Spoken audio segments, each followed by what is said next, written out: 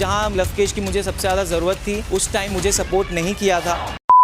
आज तक मैंने किसी को नहीं बताई थी। आपने बाहर भी एक लाइन बोली थी कि अरमान जी तो किस्मत वाले हैं। तो गाइस लवकेश कटारिया ने खोल दी है विशाल पांडे की पोल और ऐसा कुछ बोल दिया है जो शायद अभी तक लव कटारिया ने किसी को भी बताया नहीं था। जी हाँ दोस्तों, बिग बॉस के घर में एक टास्क हुआ है जहां पर एक दूसरे की बुराई करनी है और 3 लोग नॉमिनेटेड हैं, जिसमें शिवानी कुमारी, विशाल पांडे और लवकेश कटारिया, और इन तीनों को एक दूसरे की बुराई करना था और जो ज्यादा अच्छी बुराई करेगा उसको बिग बॉस के घर वालों की तरफ से वोट मिलेंगे और जिसको ज्यादा वोट मिलेंगे वो इस नॉमिनेशन में सेफ हो जाएगा। ये पूरा टास्क था। अब यहाँ पर दोस्तों इस टास्क का ट्रेलर भी आ चुका है और उस ट्रेलर में देखने को ये मिला कि विशाल पांडे लवकेश के बारे में ये कहते हैं कि लवकेश कटारिया कभी कभी ऐसी बात बोल जाता है जो कि बोलना सही नहीं है और लवकेश कटारिया ने मेरा उस वक्त साथ नहीं दिया जब मुझे उसके साथ की जरूरत थी। वो चाहता तो मुझे सही साबित कर सकता था लेकिन उस वक्त उसने मेरा साथ नहीं दिया था। ये कहा था विशाल पांडे ने लवकेश को लेकर के। उसके बाद दोस्तों लवकेश कटारिया की बारी है तो उन्होंने भी ये बता दिया कि मैंने कभी किसी को ये बात बताई नहीं, लेकिन विशाल पांडे ने बिग बॉस के घर में ये कहा था कि भैया बहुत भाग्यशाली हैं और ये लाइन की वजह से मुझे पता चल गया था कि विशाल यहाँ पर गलत बोल रहा है और इसी वजह से मैंने विशाल पांडे का उस वक्त सपोर्ट नहीं किया था, उसका साथ नहीं दिया था और उसका स्टैंड नहीं लिया था।